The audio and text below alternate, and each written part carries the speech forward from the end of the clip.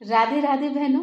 आज मैं आपके सामने एक ऐसा लोकगीत लेकर आई हूँ जिसमें दामाद जी ससुराल में किसी बात को लेकर रूठ गए हैं और उन्हें सब मना रहे हैं।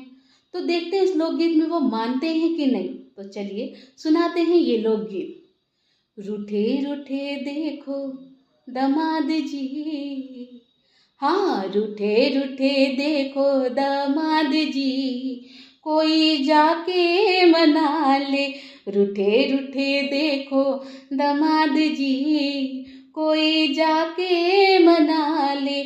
मुँह है फुलावे दामाद जी, कोई जाके मना ले। बातें ना करे दामाद जी, हाँ बातें करे ना दामाद जी, कोई जाके मना ले। रूठे रूठे देखो दामाद जी, कोई